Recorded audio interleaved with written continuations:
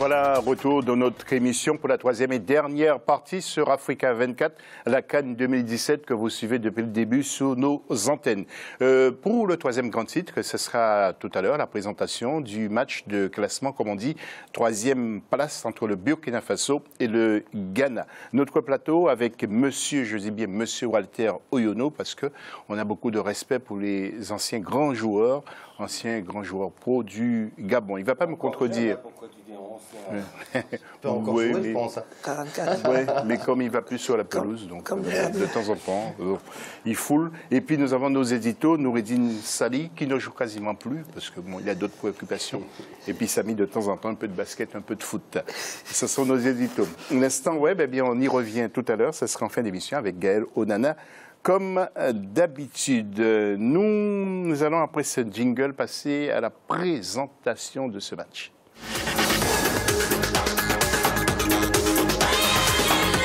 Et ça fait partie des grands rendez-vous de la CAN. Il s'agit de la présentation de ce match pour la troisième place entre le Ghana et le Burkina Faso. Les détails avec Ibrahima Diouma-Ba. Dans le cadre du match de classement de la CAN Gabon 2017, le Burkina Faso fera face au Ghana. La rencontre se jouera ce samedi 3 février à Port-Gentil à 19h GMT. Les Black Stars ayant disputé 9 finales de CAN pour 4 titres gagnés feront face à des étalons très offensifs. Les deux équipes restent sur une bonne dynamique en phase finale de la CAN. En 2013, le Burkina Faso avait perdu la première finale de son histoire devant les Super Eagles du Nigeria, alors que le Ghana a été battu en finale par les éléphants de Côte d'Ivoire il y a 2 ans en Guinée équatoriale. Depuis le début de cette 31e édition, le Burkina Faso a montré une équipe très offensive avec 6 buts marqués contre 4 seulement pour le Ghana en 5 matchs joués. Sur le plan défensif, le Ghana a encaissé 4 buts et le Burkina Faso n'a pris que 3 buts. Lors des 2 dernières confrontations entre Étalons et Black Stars en Coupe d'Afrique, le Ghana l'avait emporté en 2010 sur la marque d'un but à 0. En 2013, les deux équipes avaient fait match nul, un but partout. Voilà. Samy, moi j'ai peur que le Ghana périclite parce qu'il va avoir la disparition des frères Ayou. Oh, ils sont encore jeunes. Oui, mais bon, il y aura Boy. Boy, oui. Boy, vu son match contre le Cameroun, c'est pas un problème. Atsou pas. Atsou jeune encore aussi. Asamoah. Ah, Asamoah, oui. Là, comment voyez-vous cette ossature pour 2019 c'est vrai que c'était quand même une équipe qui était programmée pour gagner. On l'a assez répété, 6 fois de suite demi-finaliste de la CAN, finaliste il y a 2 ans. On attendait beaucoup de ces Black Stars. Le groupe, en plus, il y a beaucoup d'anciens champions du monde U20. C'est un groupe qui a progressé au fur et à mesure des années, depuis aussi sa performance en Coupe du Monde en 2010. Donc c'est vrai qu'il y a un petit goût d'inachevé. Avec le départ, on verra si Asamoah part ou pas. Tout dépend de sa décision. C'est vrai que ça pourrait faire mal à l'attaque ghanéenne. Maintenant, les frères Ayou, il me semble qu'ils sont encore un petit peu jeunes. Je ne les vois pas quitter cette sélection ghanéenne. Mais oui, c'est clair qu'il y aura un petit changement de cycle, surtout en défense. Afoul a dépassé les 30 ans. Boy aussi, peut-être qu'il a 30 ans aussi. Peut-être qu'il va se lasser. Donc voilà, tout dépendra de l'assise défensive. Mais c'est vrai que il va y avoir du changement dans cette équipe ghanéenne. Oui. Alors nous allons voir les duels maintenant et puis nous allons commenter ça avec notre ami Noureddine Sali, Burkina Faso et Ghana. Burkina Faso, 50e mondial, 8e en Afrique. Sélectionneur, bien sûr, M.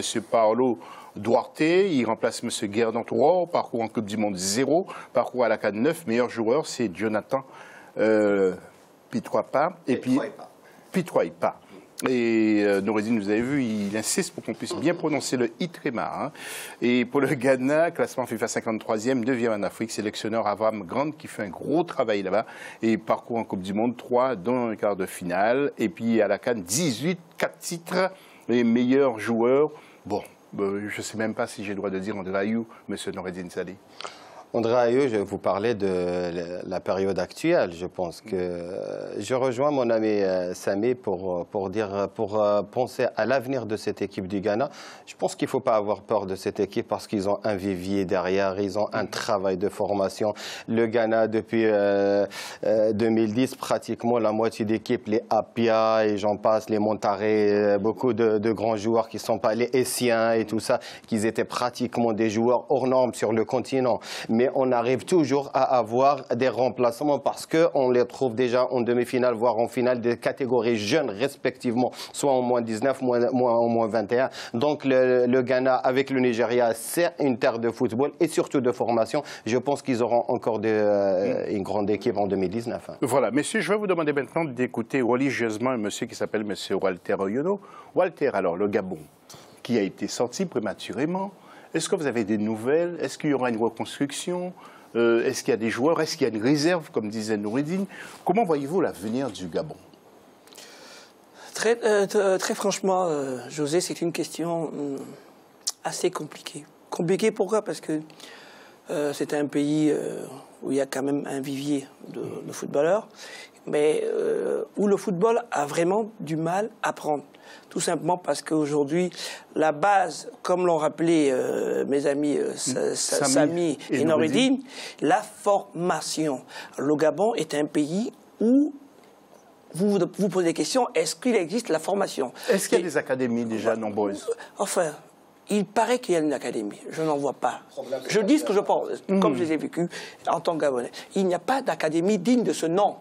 Voilà, pour dire les choses, les gens se prévalent de certaines choses qui ne sont pas vraies. Il n'y a pas d'académie au Gabon. Est-ce qu'avec la richesse du pétrole, on ne peut pas faire beaucoup de choses pour le développement du football? Il y a les stades, on mise beaucoup sur les stades, mais la base même, ça prend un coup. La base, c'est d'abord le joueur. Et après, il y a la formation derrière qui doit suivre. Mais on peut faire appel à des techniciens étrangers, ça c'est pas... Écoutez, vous savez, on ne peut pas à chaque fois dire qu'on va faire on va faire appel aux techniciens étrangers. Il faut d'abord déjà former ceux qui sont là et ensuite compléter avec des techniciens étrangers. Parce que les techniciens étrangers n'iront pas dans les provinces découvrir les talents. Ils vont rester souvent là. On sait comment ça se passe. Ils restent à la capitale. Ils font ce qu'on appelle une sélection. Mais le tour, la découverte, à travers les établissements, à travers les petits clubs, ça se passait comme ça dans le temps. Lorsque le Gabon a eu, on va dire, son essor au football, dans les années 94-96, il y avait des jeux qu'on appelait les jeux nationaux. Il y avait des entraîneurs dignes de ce nom, qui aujourd'hui sont tous à la retraite. Il n'y a pas eu cette transmission, où il n'y a pas eu ce Monsieur, regard. vous pouvez rentrer dans la discussion. En plus, les joueurs les plus en vue au Gabon sont des binationaux. On prend Lemina, on prend Aubameyang. Donc c'est symptomatique. Ça prouve que la formation locale est en retard. Déficient. Je pense que... José, quand tu as évoqué l'argent, je pense que l'argent ne fait pas. Si on parle d'un pays riche, peut-être il y a des pays dans le monde qui seront tous les 4 ans champions du monde à cause de l'argent. Mais malheureusement, il faut une certaine politique sportive mise en place par les autorités sportives du côté du Gabon. Est-ce qu'on en veut travailler d'abord? Et est-ce qu'on met vraiment les moyens? Les anciens joueurs, les voisins, et je pense, et je passe beaucoup de grands joueurs qui sont là, ils sont prêts à être, par exemple, au service de l'équipe nationale et surtout de la formation. Mais est-ce qu'on a, pour mettre une académie, on peut mettre 1000 académies, mais est-ce qu'on met vraiment la politique à l'intérieur de ces académies? On les a vus dans le Maghreb, Samy, tu connais très bien, mais depuis pratiquement 10 ans, on a sorti 2 joueurs, Mendel et Nasseré, de la fameuse académie Mohamed Sadis. Et ils travaillent depuis 10 à 15 ans avec vraiment une vraie politique. Ouais. C'est très difficile, c'est très délicat, mais il faut d'abord mettre la volonté et mettre les hommes à leur place. Tout à fait avec toi. Quels que soient les moyens, il faut avoir cette volonté. Et quand on a cette volonté, mettre en place les canaux qui vont faire en sorte qu'on puisse filtrer les joueurs, qu'on puisse, voilà. La formation des cadres, elle passe par là. Il faut la formation de cadres. Et l'ancien attaquant de Lens, qu'est-ce qu'il a fait? C'est Daniel Cousin. Daniel Cousin. Qu'est-ce que j'ai dit, Cousin? Alors, Daniel Cousin, son rôle aujourd'hui, il est dans il est manager. Il est manager de l'équipe nationale. Mais il aurait pu apporter parce qu'il a décidé d'aller vivre là-bas. Daniel Cousin devrait prendre des taureaux par les cornes, comme on dit, et puis mener à bien le... Vous savez, Daniel Cousin en lui-même ne peut rien faire. Il occupe un poste, certes. Mais il faut que derrière, qu'on lui donne les moyens de travailler.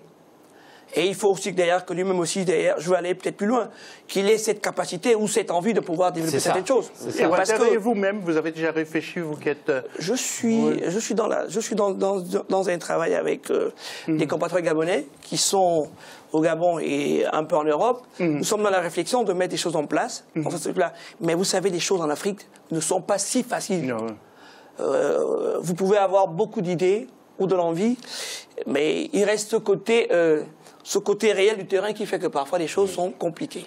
Oui, merci Walter. Nous allons peut-être, si nous avons le temps, écouter la réaction après le match Cameroun-Ghana de l'entraîneur du Ghana. Je ne sais pas si ce sera possible, c'est Avram Grant qui a réagi après le match. Écoutez ce qu'il a dit.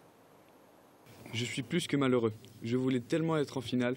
Nous avons tout fait pour être là. Et en deuxième période, nous avons largement dominé. Félicitations au Cameroun, bien sûr, mais nous étions les meilleurs et nous avons perdu.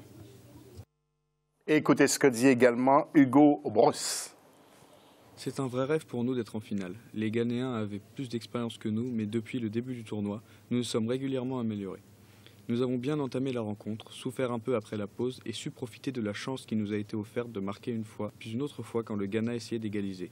Nous avons bénéficié de l'espace laissé par les Black Stars. Nous allons voir maintenant le tableau, une nouvelle fois avant de retrouver Gaël Onana. Le tableau pour cette finale de la 3e place, Ghana-Burkina Faso, ce samedi 4 février à Port-Gentil. Et puis la grande finale, Cameroun-Égypte, dimanche 5 février à Libreville. Après Gaël Onana, nous allons peut-être vous parler de quelques chiffres qui risquent de vous tourner la tête. Alors soyez solides et on se dit tout ça. Après, justement, Gaël Onana, Gaël, nous allons retrouver la synthèse, justement, des internautes, en quelque sorte. Gaël, c'est à vous. Les révélations de cette CAN sont au cœur de notre instant web du jour. José, nous avons récolté les avis des internautes et il est maintenant l'heure de faire ensemble le débrief. Révélation numéro 1 de cette CAN, Fabrice Ondoa. Si avant la compétition, son nom était inconnu pour certains, ce n'est certainement plus le cas. Et pour cause, le gardien camerounais a su faire preuve d'énormément de talent tout au long de cette compétition et s'est positionné comme une pièce maîtresse de l'équipe des Lions indomptables. Il est suivi du jeune Gabonais Denis Bouanga qui évolue en Ligue 2 au sein du FC Tours. Plusieurs considèrent désormais qu'il est le nouvel atout des Panthères du Gabon. Rappelons qu'il porte les couleurs des Panthères pour la première fois, malgré donc l'élimination précoce de la sélection gabonaise au premier tour.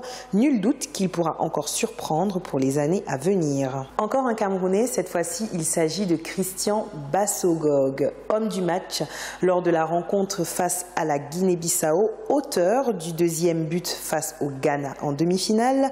Il a fait ses débuts dans la tanière des Lions récemment, en novembre 2016. Plusieurs internautes vantent entre autres sa force de persécution, sa finesse dans le dribble et sa dextérité technique. Après les joueurs, lors de la prochaine édition, nous reviendrons sur les équipes qui ont marqué cette compétition. Vous savez, celles que l'on attendait le moins, mais qui au final ont offert du beau spectacle. Alors si vous avez votre avis, une réaction, un commentaire, vous pouvez nous rejoindre sur les réseaux sociaux avec le hashtag A24CAN2017 ou nous envoyer votre réaction à l'adresse email can.gabon2017@africa24tv.com. Voilà, merci Gaël, et puis bien sûr à la prochaine émission. Messieurs, vous êtes bien assis, mais vous ne découvrez pas ces chiffres. C'est la Confédération africaine qui a procédé à une augmentation des récompenses des sélections nationales. Une hausse, devinez de combien? Plus de 100%, 166% avec la négociation des droits télé et marketing. Mais Noureddine est bien au courant. Noureddine et Samy et Walter, les champions d'Afrique toucheront un pactole de 4 millions de dollars, soit 2,3 milliards de francs CFA contre 1,5 million de dollars, soit 888 millions de francs CFA. Nous allons nous arrêter là, mais c'est quand même un chiffre impressionnant. Walter, ça vous fait dormir ce chiffre? C'est hallucinant ce que le football peut générer comme, c'est dingue, hein? comme moyen. Et c'est vraiment hallucinant. Mais écoutez, si le football défraie des passions et crée tout cet engouement, pourquoi pas? Noureddine? Ça va rejoindre ce qu'on a dit, ce qu'a évoqué Walter tout à l'heure par rapport à cette formation. J'espère de tout mon cœur que d'abord ce pactole va nous éviter quelques problèmes de primes, parce que le Cameroun, juste avant la demi-finale, on en a parlé encore des primes pour la qualification, et j'espère utiliser cet argent-là, ce pactole-là, dans le développement de notre football. Et on a les moyens, et on a les potentialités, et on a de la matière première. Donc il faut se mettre au travail par rapport à tout ce qu'on est en train de gagner. Oui, Samy. Donc entre le Cameroun et l'Égypte, il faut qu'ils sachent, mais ils doivent le savoir les joueurs, hein. Il y a 4 millions de dollars Oui, c'est. bout. Enfin, Non, je sais, c'est parce que c'est quand même un chiffre hallucinant. Hein. C'est une très belle somme, mais qui devrait être amenée encore à augmenter. Si on compare par exemple les chiffres de l'euro, ça rapportait plus d'1 milliard à la France. Rien que 2 millions d'euros pour le club du PSG, pour la location du Parc des Princes. Donc ce sont des chiffres qu'il faut encore faire grossir et qui profiteront au football africain. Il ne faut pas se satisfaire de ces 4 millions. J'espère, José, que dans 10 ans, vous m'annoncerez que le gagnant de la CAN gagnera 20 millions. On l'espère. Parce qu'il y a une télévision qui est très riche et puis il y a aussi une compagnie pétrolière qui gagne beaucoup d'argent. Donc c'est un peu normal.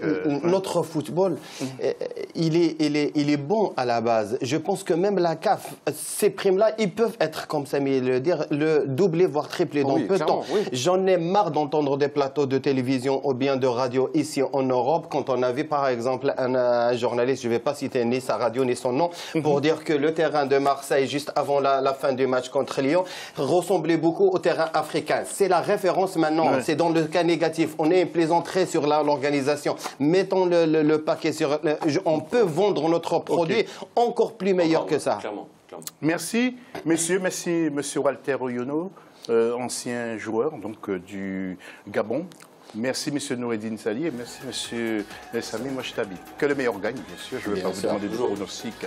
Voilà, à bientôt. Restez fidèles à Africa 24. Dans quelques instants, d'autres infos sur votre chaîne. À plus.